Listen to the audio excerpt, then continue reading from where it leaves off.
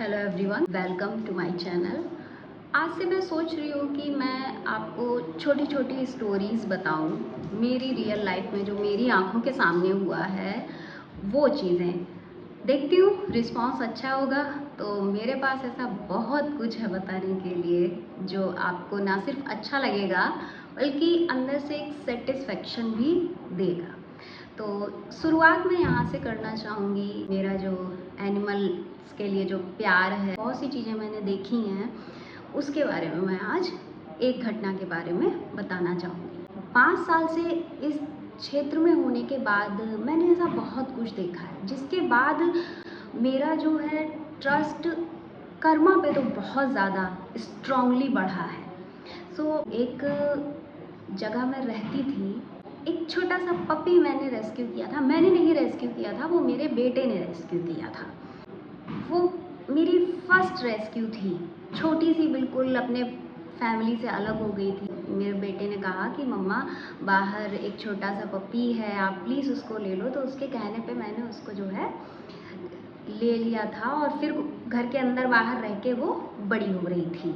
उसका नाम हम लोगों ने छुटकी रखा था। क्या हुआ कि मैं वहाँ पे रेंट पे रहती थी, अड़ोस पड़ोस में काफ़ी लोग रहते थे। लेडी थी मेरे पड़ोस में जिनको हेट्रेड था लिटरली डॉग से।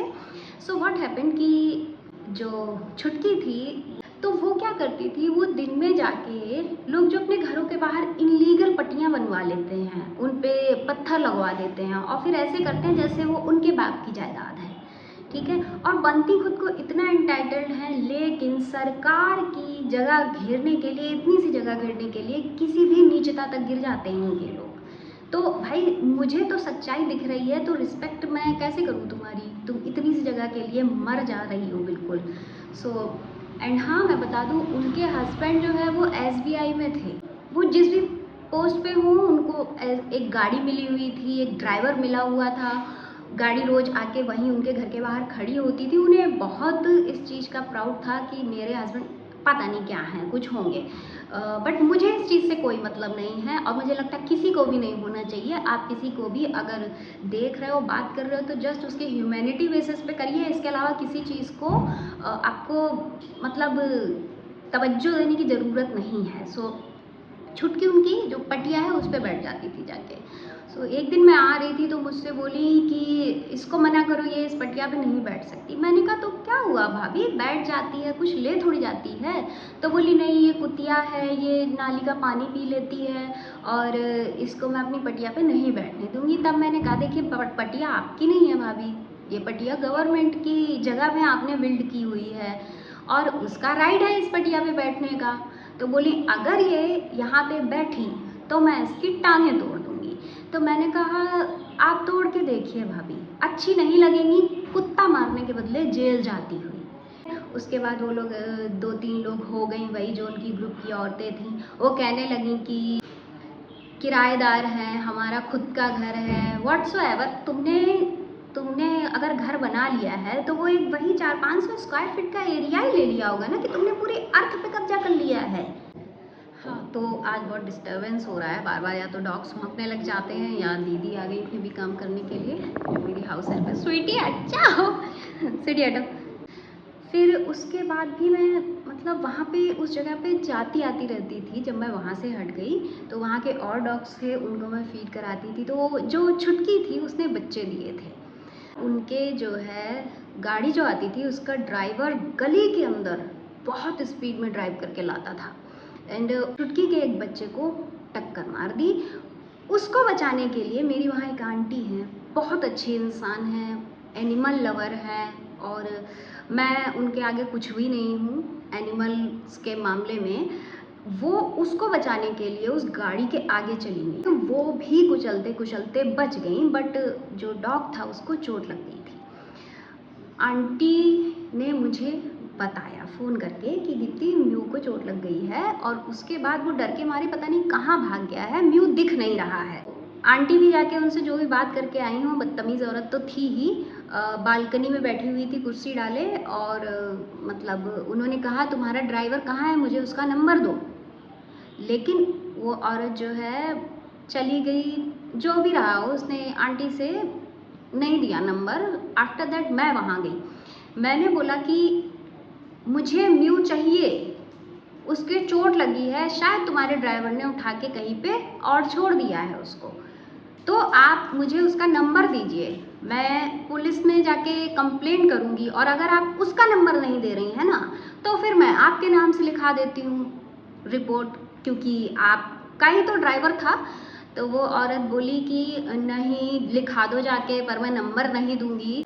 मैंने कहा देखो आंटी, मैं आपसे बहुत अच्छे से बोल रही हूँ, आप शाम तक मुझे पपी जिस लोकेशन पे था वहाँ रखवा दीजिएगा, तो मुझे कोई दिक्कत नहीं है। और आगे से अपने ड्राइवर से कहिए कि गलियों के अंदर इंसान हैं, यहाँ बच्चे खेलते रहते हैं, पपीज़ हैं, इतनी स्पीड में गाड़ी ना लाए। म्यू हमारा 1 घंटे बाद हमको उसी प्लेस पे मिल गया।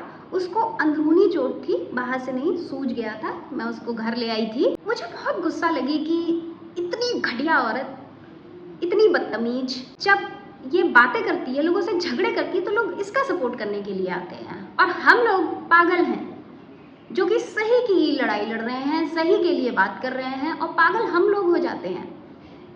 बहुत डिससेटिस्फेक्शन हुआ मुझे अंदर से। फिर उसके बाद लगभग 6 से 7 महीने बाद मेरी वहाँ पे विज़िट होती रहती थी, मेरी मतलब छुटकी की वजह से, और उसके 2-3 बच्चे, और उसके 3 बच्चे तो खैर मेरी आंटी ही पाल रही हैं, बट फिर भी मैं उनसे मिलने जाती हूँ। छुटकी क्योंकि स्ट्रीट पे ही रहती है, तो मैं उससे मिलने जाया करती थी। वहाँ गई तो वहाँ की एक और भाभी थी, उनसे मेरी बातचीत होती रहती थी। तो उन्होंने मुझे बताया कि दीप्ति, वो जो थी वो बैंक वाली, जिन्होंने 2 बार तुमसे लड़ाई की थी, बच्चे को चोट लगी थी, बहुत नफ़रत थी जिनको जानवर से, टांग तोड़ने की बात कर रही, तुम्हें पता है क्या हुआ उन लोग के यहाँ?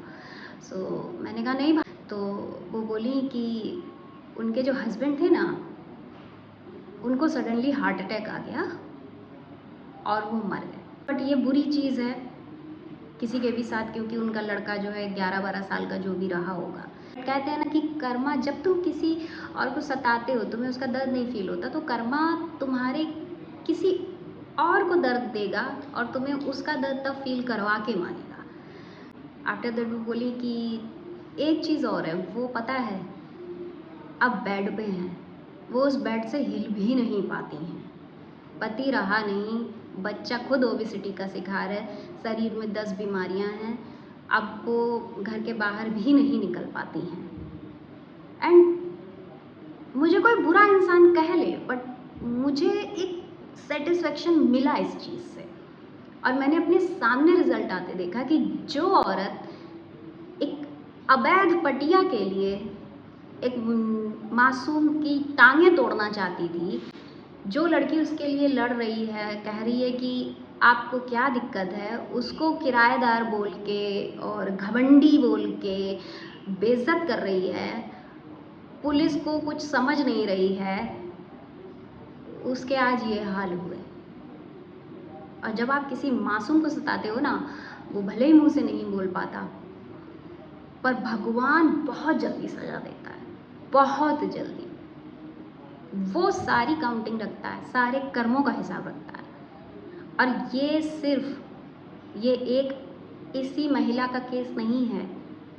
5 साल के अंदर मैं धीरे धीरे देख रही हूँ जिन लोगों ने ये सब किया था उनकी लाइफ में बाद में क्या हुआ, लेकिन मैंने फॉलो अप रखे और उसके बाद मैंने देखा कि हुआ क्या उन लोग के साथ। और मुझे बहुत स्ट्रॉन्ग बिलीफ है, आप किसी कमज़ोर को सताएंगे, आप किसी बेजुबान को सताएंगे, उसकी जो है वनरेबिलिटी है उनका फ़ायदा उठाएंगे, आपकी हालत बहुत बुरी होने वाली है।